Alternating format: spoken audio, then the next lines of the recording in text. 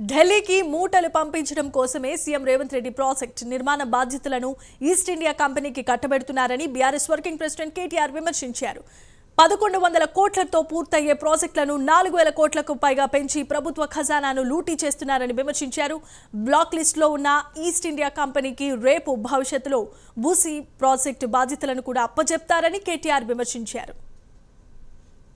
ఇవాళ దొంగలు కలిసి ఊర్లు పంచుకున్నట్టు ముఖ్యమంత్రి రేవంత్ రెడ్డి గారి ఈస్ట్ ఇండియా కంపెనీ, అదేవిధంగా తెలంగాణ రెవెన్యూ మంత్రి పొంగులేటి శ్రీనివాస్ రెడ్డి యొక్క రాఘవ కంపెనీ, రెండు కంపెనీలు కలిసి దొంగలు కలిసి ఊర్లు పంచుకున్నట్టు పాలమూరు రంగారెడ్డి ఎత్తిపోతల పథకంలో 2 లక్షల ఎకరాలకు నీళ్ళు ఇవ్వడానికి నారాయణపేట కొడంగల్ కలిపి 2 లక్షల ఎకరాలకు నీళ్ళు ఇవ్వనికే కేసీఆర్ గారు శ్రీశైలం నుంచి ఒక కార్యక్రమాన్ని, ఒక డిజైన్ రూపొందిస్తే దాన్ని మార్చి కొడంగల్ నారాయణపేట లిఫ్ట్ ఇరిగేషన్ అని వేరే పేరు పెట్టి 2 లక్షల ఎకరాలు నాయకట్టును 1,00,000 ఎకరాలకు తగ్గించి 4,350 కోట్లు, ఒకటి కాదు రెండు కాదు 4,350 కోట్ల టెండరు ఎవరికి అప్పచెప్పినావు నువ్వు?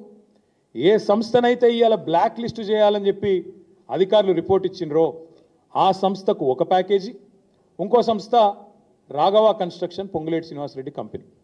నేను ఇవాళ రేవంత్ రెడ్డిని సూటిగా అడుగుతా ఉన్నా, మీ అధికారులు, నీ కింద పనిచేసే అధికారులు, నీ డిపార్ట్మెంట్ మున్సిపల్ డిపార్ట్మెంట్లోని హెచ్ఎండబ్ల్యూఎస్ అధికారులు స్పష్టంగా రిపోర్ట్ ఇచ్చారు, వెంటనే బ్లాక్ లిస్ట్ చేయమని చెప్తా ఉన్నారు. నువ్వు ఈ సుంకిశాల ఘటనలో మెగాను బ్లాక్ లిస్ట్ చేయాలి. రెండోది, వెంటనే కొడంగల్ లిఫ్ట్ ఇరిగేషన్ పనులు రద్దు చేయాలి. ఎందుకు?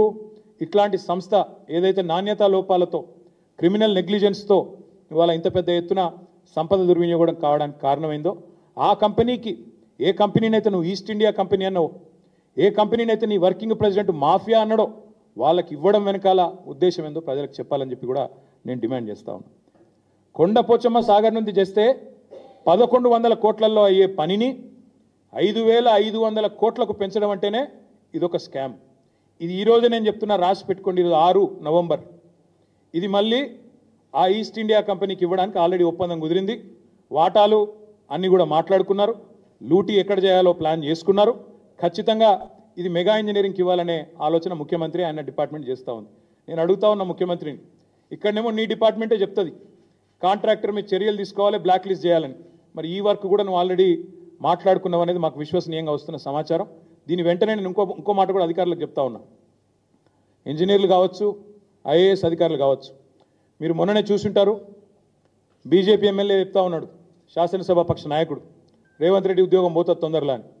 మీరు పిచ్చి చేసి రేవంత్ రెడ్డి ఆడిచ్చినట్టు ఆడితే మీ ఉద్యోగాలు కూడా పోతాయి. మళ్ళీ తర్వాత మమ్మల్ని అనొద్దు, ఎందుకంటే వచ్చేది ఖచ్చితంగా మా ప్రభుత్వమే. మీరు ఆయన చెప్పినట్టల్లా తోకాడిచ్చి గతంలో 1100 కోట్లు ఉన్నదాన్ని 5,500 కోట్లు చేస్తాం, రేవంత్ రెడ్డి ఏదో చక్రవర్తి, ఆయన ఏదో రారాజు, ఆయన శాశ్వతంగా ఉంటాడు, మమ్మల్ని కాపాడుతాడని మీరు అనుకుంటే ఇంజనీర్లకు చెప్తా ఉన్నా, ఐఏఎస్ అధికారులు ఎవరైతే సంతకాలు పెడుతున్నారో వాళ్ళకు కూడా చెప్తా ఉన్నా, తప్పకుండా ఈ స్కామ్ మీద మా ప్రభుత్వం వచ్చినాక ముమ్మాటికి ఎంక్వైరీ చేయిస్తాం. 1100 కోట్లతో అయిపోయేదాన్ని 5,500 కోట్లు ఎందుకు చేస్తున్నారు? అది కూడా ఏ సంస్థ ఆఫీసులో ఎస్టిమేట్లు తయారు చేస్తున్నారో కూడా మాకు తెలుసు, ఎక్కడెక్కడ తయారవుతున్నాయో కూడా మాకు తెలుసు. ఇప్పుడు నేను చెప్పాను, బాగుండదు పేరు, కానీ ఇది ఎవరితో మాట్లాడుకున్నారో కూడా నేను ఇప్పుడే చెప్పిన. ఇక వాళ్ళు